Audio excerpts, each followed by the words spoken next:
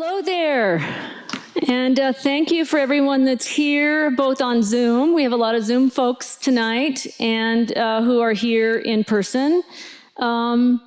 We have a very important issue to discuss tonight, and a very wonderful speaker who will come up and tell us more. The three people who inspired this event are my mother, Mary Ellen, who's very, I would say, inspirational in her policy especially. Sheldon's mother, Phyllis, who, may she rest in peace, who was a big activist, especially for civil rights. And our venerable speaker, Hunter Lovins, and for all their passion and activism and work. Hunter has 40 years of work in this area, and we're all here today because of Hunter's book, Define Our Future. This is why it's all happening. I was so inspired by that book that I decided to start just a couple of months ago, Lyons Climate Action Group. It was there that I learned about CEMEX, the cement factory in our area, and they're located between Hygiene and Lyons on 66 and Highway 36. They are the #1 polluter in Boulder County, likely 5 counties surrounding, and the #4 polluter in Colorado. They had promised to shut down operations 25 years ago if they could mine in the Dow Flats behind their plant there, and are now proposing, along with Boulder County Open Space, to stay another 15 years and then 3 years of cleanup. So they're saying they will shut down in 15 years again if we can get a good deal on that land, which is about $17 million.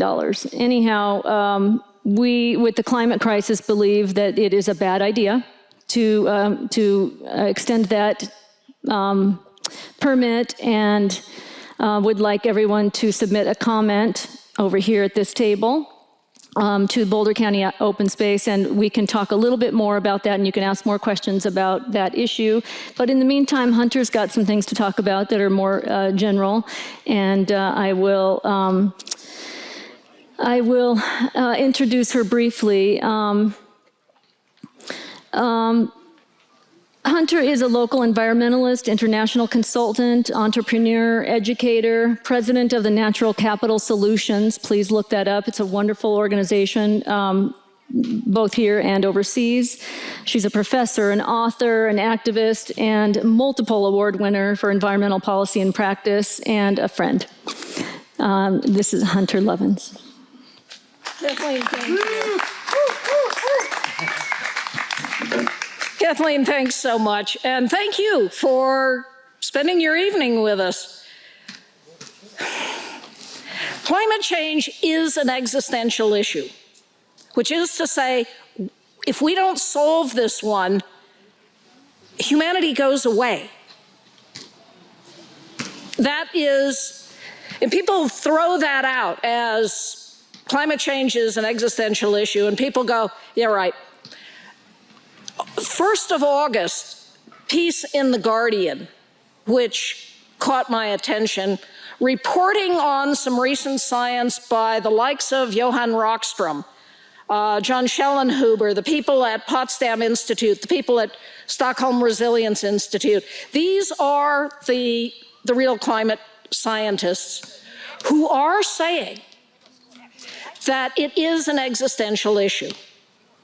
And they ran projections of, if we don't get a handle on climate change, what could happen? And their conclusion, humanity could go extinct.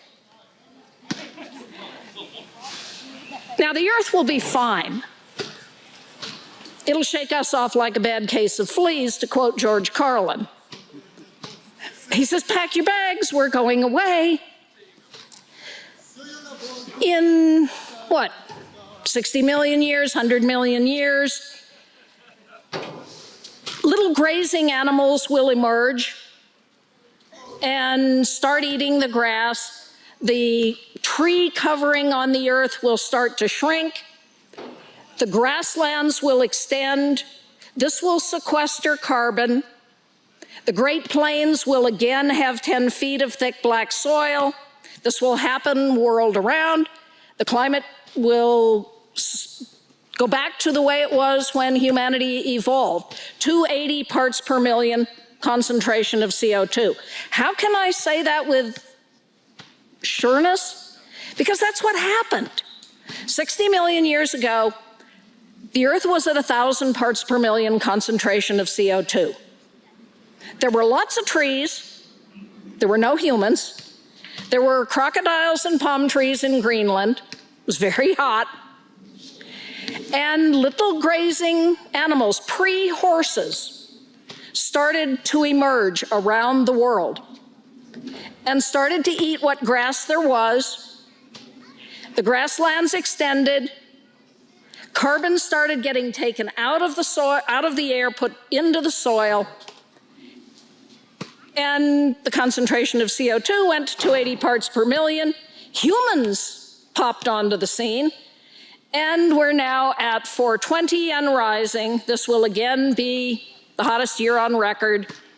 We are seeing already the effects of runaway climate change. Announcement out today. The Arctic is warming 4 times faster than the rest of the planet. Recent article, the Arctic and the Antarctic are both warming at unprecedented rates. So we're seeing it. It's here, it's real, it's us. This is no longer speculation. The science is clear. Climate change is here. And we, the 10 of us gathered here today, are the only ones who can solve it. Now that may feel daunting. And we are joined by little groups of 10 and 20 all around the world. And we know what it is that we need to do to solve the climate crisis. Item the first, stop emitting greenhouse gases, particularly CO2. How do you do that?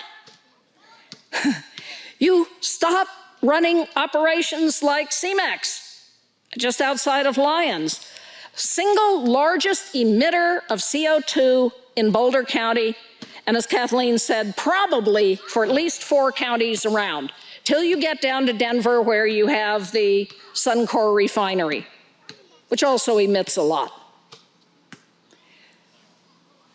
We know how to stop emitting carbon. Use renewable energy.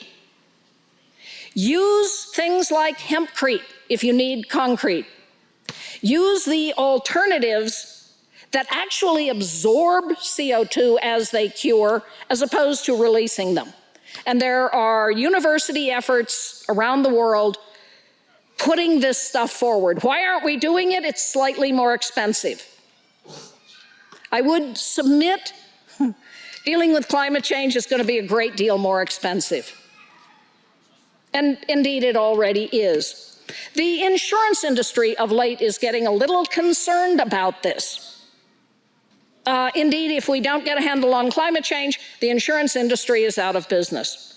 Investors are getting concerned about this to the point that at the Glasgow Conference of Parties that the UN put on last November, trillions of dollars in finance committed to a thing called GFANZ, worst acronym ever, Global Financial Alliance for Net Zero.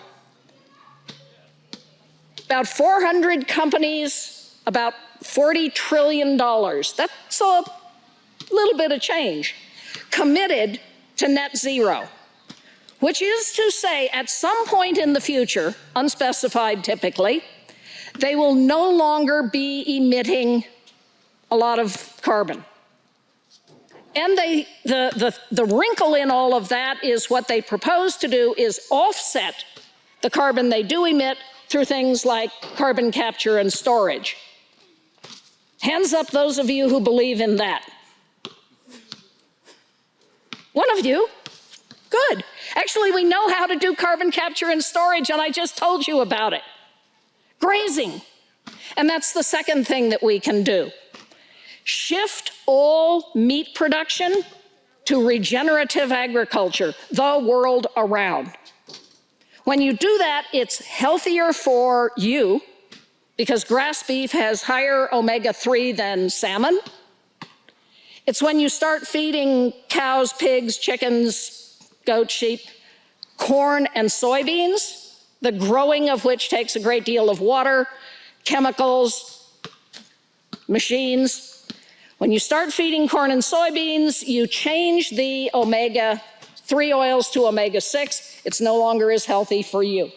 So switching your diet to grass beef, grass chicken, grass pig is one thing that you can do tonight. Another thing you can do tonight, sitting right over there at that table, is Ari. He can set you up with a computer where the form to submit a comment to Boulder County is already up and ready to go. All you need to do is type in your message and it will send to the commissioners. Why would you do that?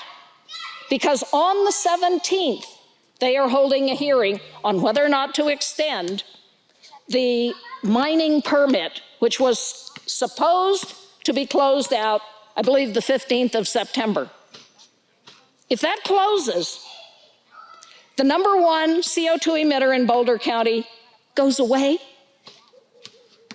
It also will clean the air. I live just to the south of CEMEX. I can show you a picture when I get done talking of my plastic corral fencing and the residue from CEMEX that's sitting on it. It's pretty ugly. Now, my fencing doesn't care, your lungs do. They're putting this stuff out every day. It's going in your lungs. It's going in the lungs of children in hygiene, in Lyons. Where it goes depends which way the wind blows. Well, I don't live near CEMEX. Yeah, well, depends where the wind blows. You may be getting this stuff too. What else can you do?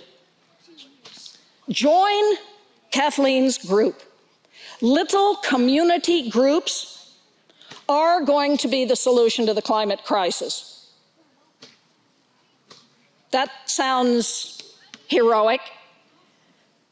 Trust me on that one. And I hope in, I don't know, a month, 2 months, 6 months, I can come back here, have a chat with you all about a program that I hope to launch doing this globally. But even if I fail, if I fall under a bus, you guys keep going.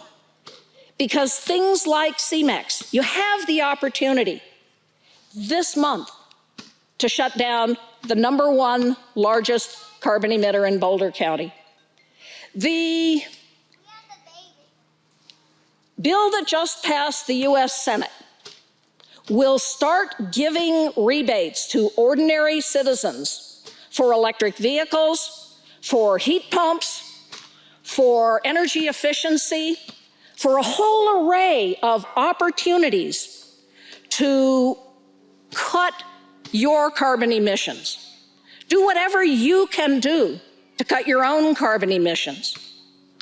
And if we do these two things, stop emitting things like CEMEX, things like driving gasoline-powered cars, using gas to heat our houses, using fossil fuel for industry, and everywhere on Earth today, renewables are cheaper than fossil.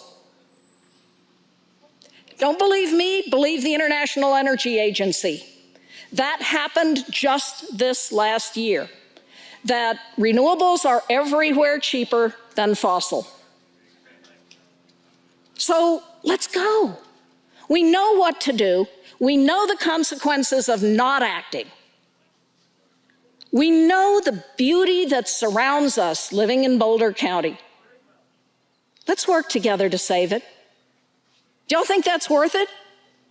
Then let's do it. And to those of you on Zoom, thanks so much for joining us. You can send your comment to the Boulder County Commissioners.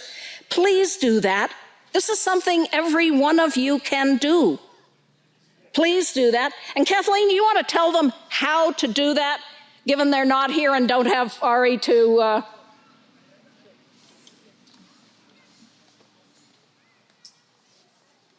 So one of the ways you can submit your comments is to go to the lionsclimateactiongroup.com, and there's a link there that you can find under call to action, and it goes directly to the website that will submit your comment.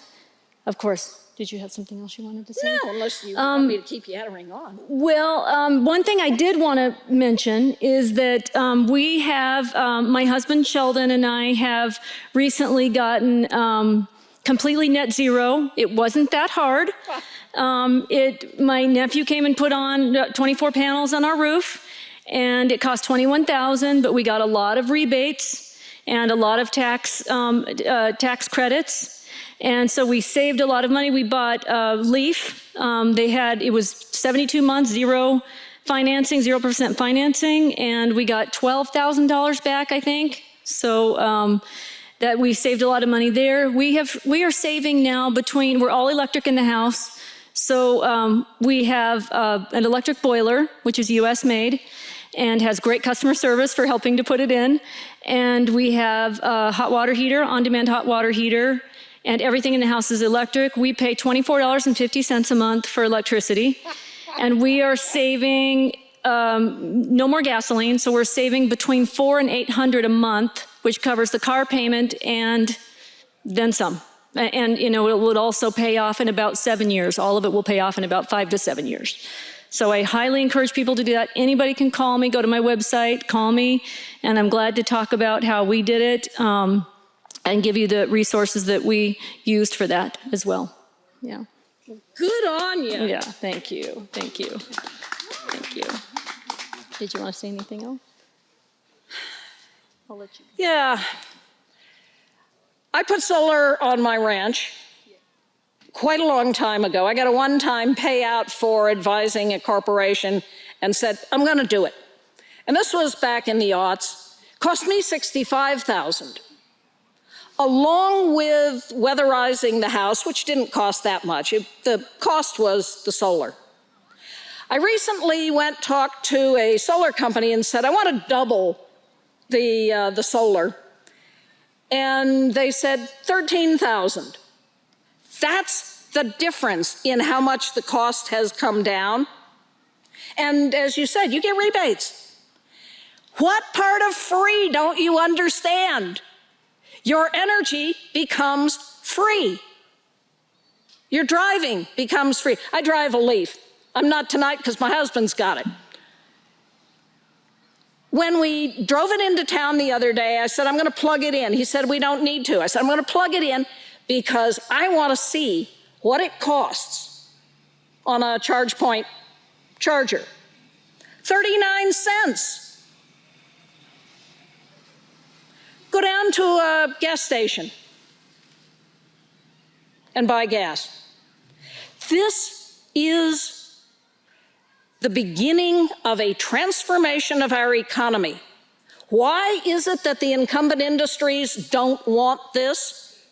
This is the end of their run of running the earth into devastation and making, what's the figure? $3 billion a day. This figure came out about 2 weeks ago. $3 billion a day profit. This is above what it costs them to run their operations. They're just pocketing this. They're taking it from you. And we know how to stop this. The subsidies given, this is your and my tax dollars, the world around, the subsidies given to fossil are $5.9 trillion a year. What could we do with $5.9 trillion for education, for healthcare, for environmental restoration? think of the uses of that money. So when somebody says to you, we don't have enough money to solve this problem, bullshit. There's plenty of money. Just take it away from the folk who are ruining the earth, start putting it into the kinds of programs that will enable humankind to have a home until the sun burns out. And frankly, I'm not real worried about that time frame. So with that, I guess there's a whole lot of food over there. Everybody want to go have a snack? Thanks again so much for coming. Do please send your comment to the county commissioners. This really matters. This is an issue we can win. Could you say a little more about that? Sure. Yeah, like how it is that we can win. Politicians do what you tell them you want them to do. If you don't tell them, they will go along their merry way. For reasons that defeat me, the open space folk think letting CMEX continue to be the #1 carbon emitter in Boulder County for the next 15 years is somehow a good idea.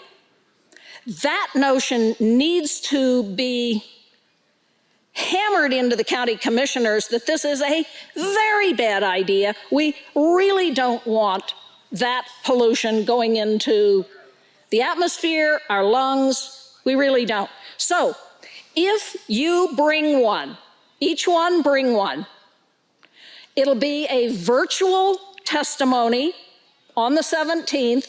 You've already, if you've gone talk to Ari, you've submitted your testimony, but show up online. If there are 1,000 of us online, that will be a statement to the commissioners. It's on my website, a link for that. Go to the Lyons Climate Action Group and register to be there, register to speak. Yes. All you have to do is say, I don't want it. I elected you, I don't want it. That's all you have to say.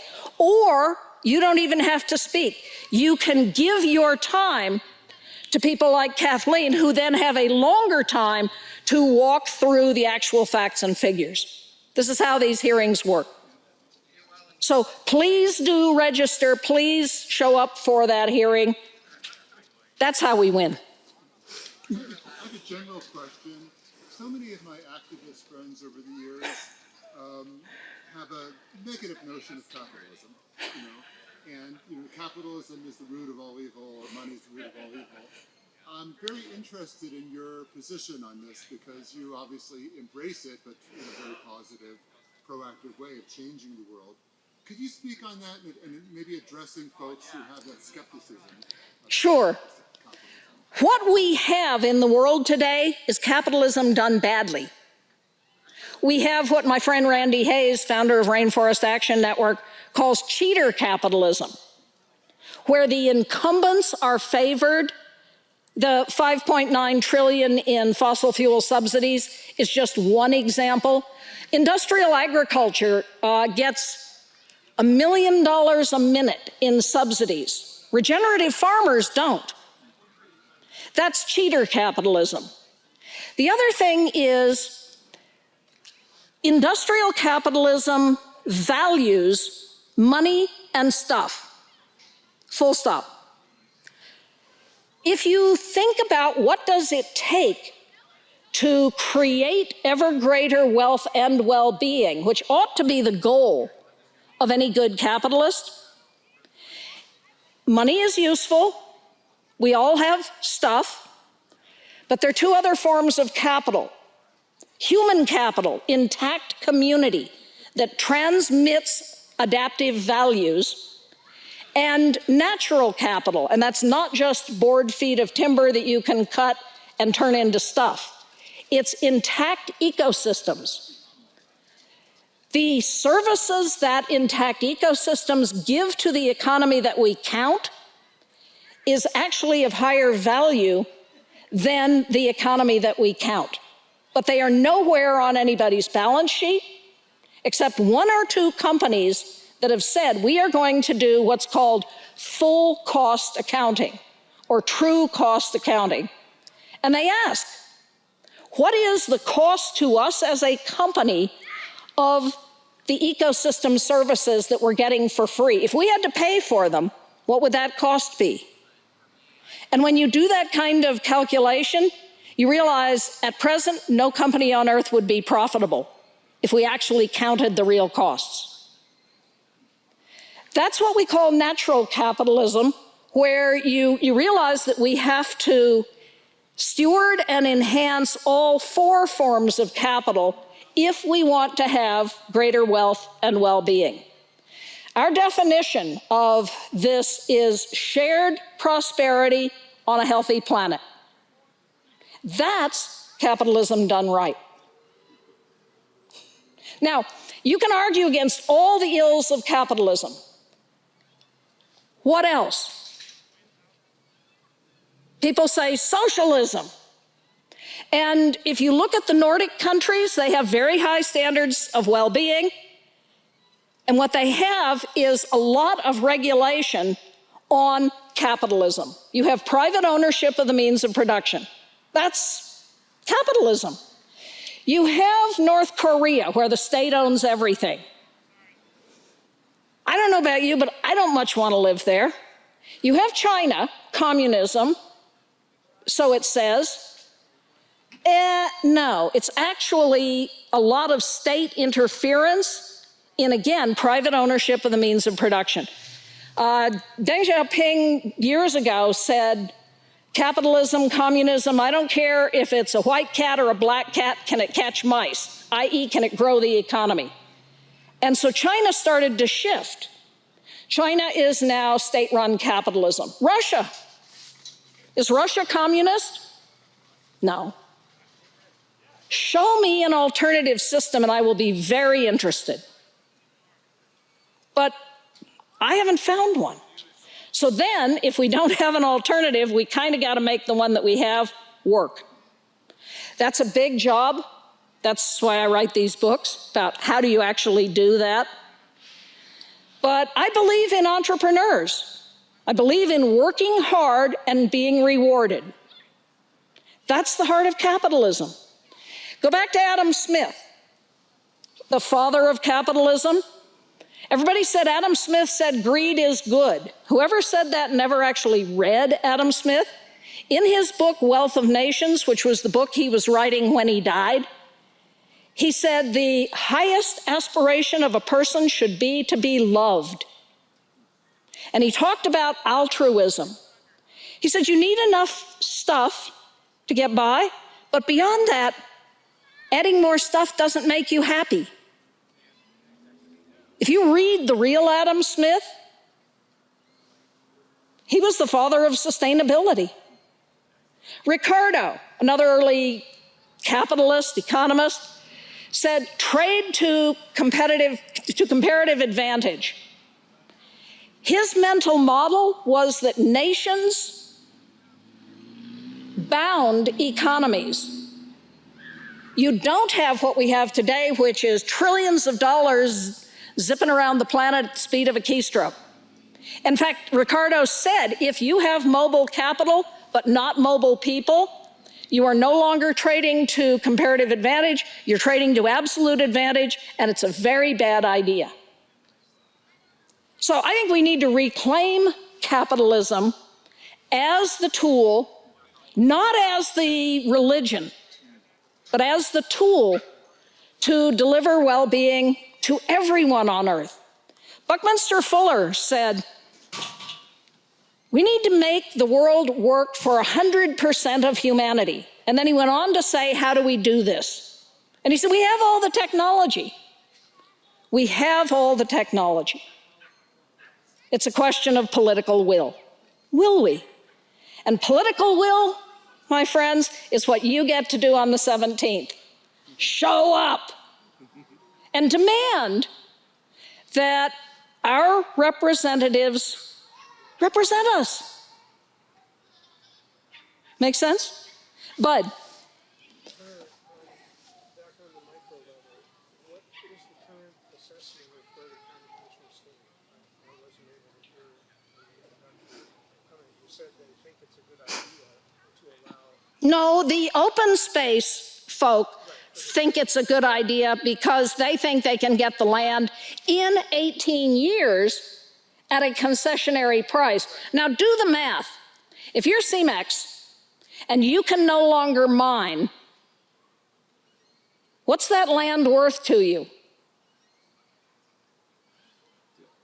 Zip, or very little.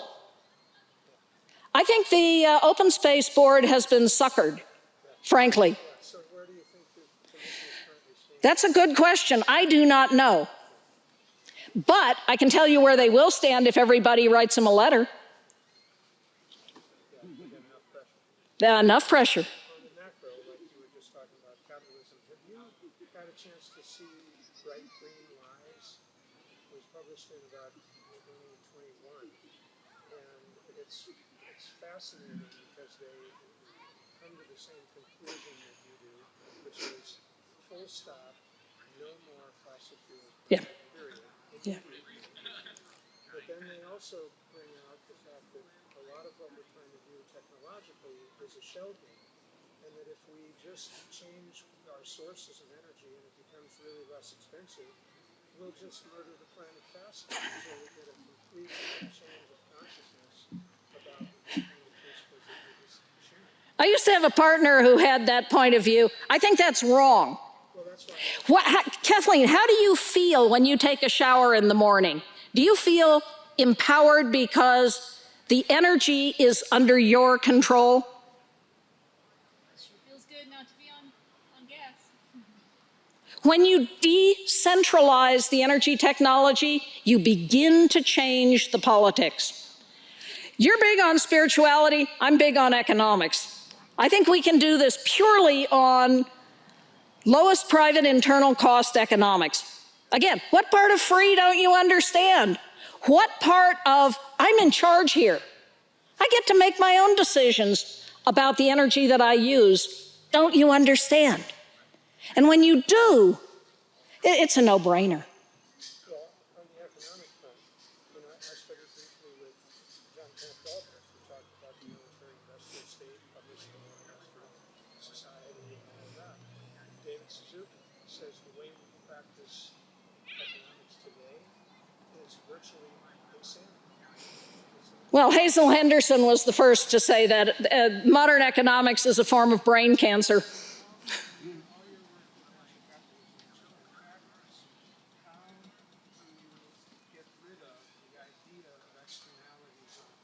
You internalize them. This is full cost accounting. But that's not what's happening currently with corporations. Increasingly it is. This is now we're going to go down a rabbit hole. How long do you want to go? This is the heart of what's called ESG, environment, social, good governance. And people are now saying, the establishment is now saying it's a hoax, it's greenwashing. There are lots of challenges with how you do ESG metrics and accounting. It's not a hoax because if I can show you that behaving responsibly to people and to planet will deliver to you lower costs, lower risks, ease of getting investment, ease of recruiting and retaining the best talent. Once you have that talent, higher engagement of that talent, which Gallup, by the way, says gives you 21% higher profitability, 24% higher productivity. Better brand differentiation, building market share, brand equity, better managing your supply chain. This is why Walmart has now committed that it is going to be a regenerative company. Walmart? Now, they have no earthly idea what they're talking about, but they are quite serious in figuring it out. And trust me, they are not doing this out of the goodness of their hearts. This is business. Behaving responsibly to people and planet is simply better business. This is an approach we call the integrated bottom line.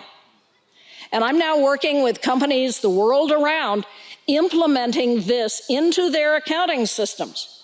I teach it at the Bard MBA in sustainability, where every class in the MBA program is taught from the standpoint of how do you honorably do business in this time of crisis.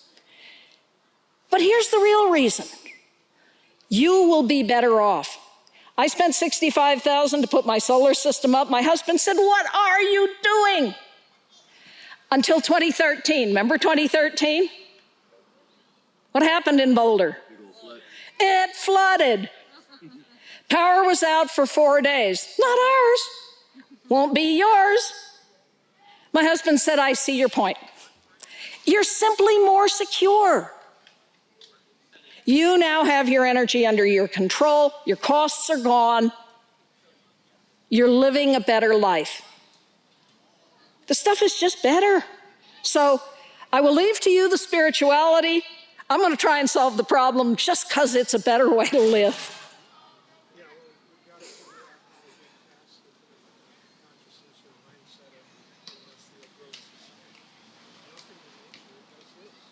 And capitalism It does. It does. Weeds grow like crazy and then are replaced by another ecosystem. Now, that's the opportunity for humans. We will learn to live responsibly on this planet. As Janine Benyus, the great biomimic, the founder of biomimicry, says, in evolution, failures are fossils. And this is how I started. We are at existential risk with climate change. I don't know about you, but I'm a little sentimental about this human experiment. You think of all the wonderful things about being human. I think it's worth preserving. And with that, I'm going to shut up. Thank you all for coming. Thank you, Audra. Thanks to all of you on Zoom. Please write your letters. Adios.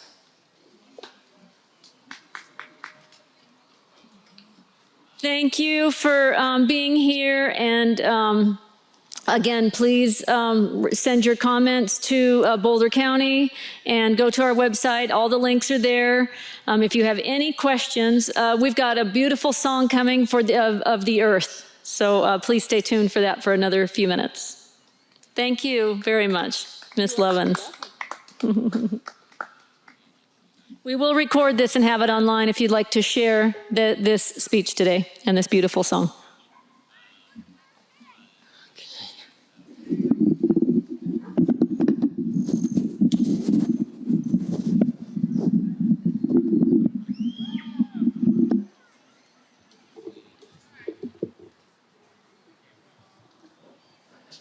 Let's see.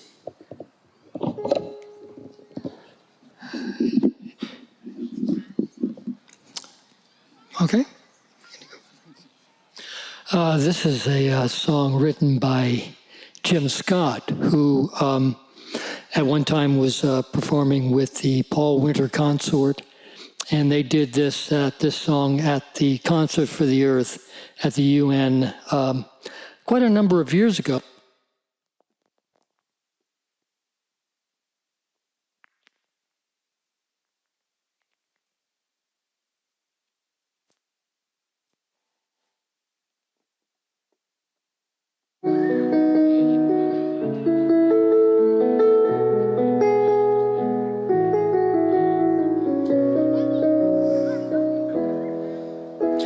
As the rain sifts through the trees,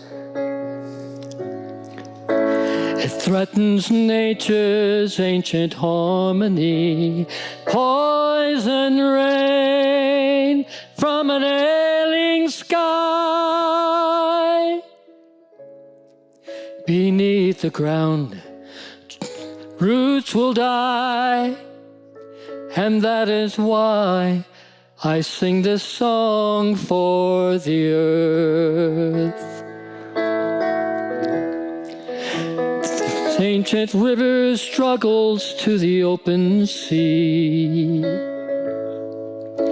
Defiled is the mountain's majesty. All of life is a chain. When one is hurt, we all feel the pain. What do we gain For what it's worth, I'm offering this song for the earth.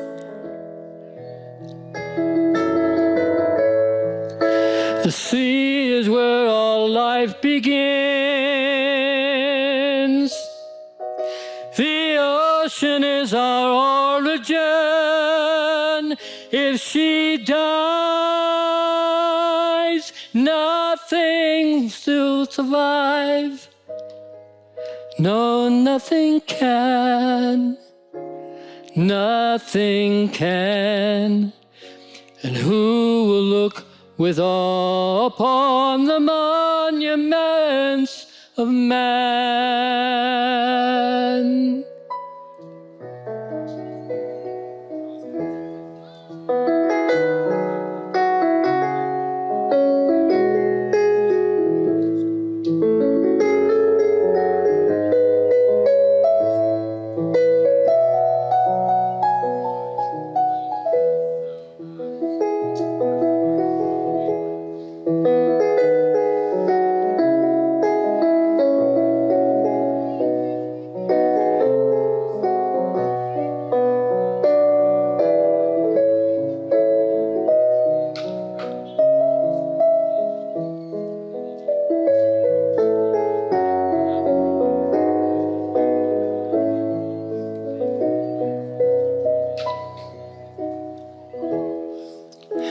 But the trees still strive to grow,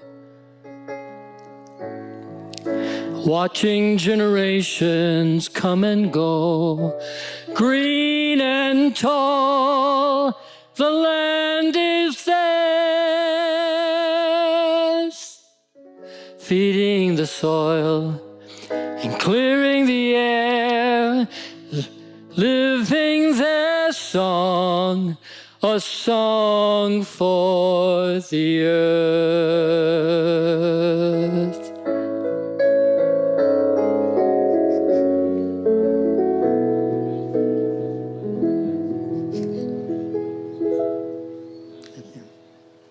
That was close.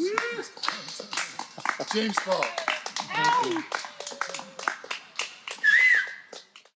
So thank you again for being here, and I just wanted to let all the folks that are on Zoom right now to know that if you want more information about Hunter Lovins and her amazing work, which is Natural Capitalism, you can find links to that.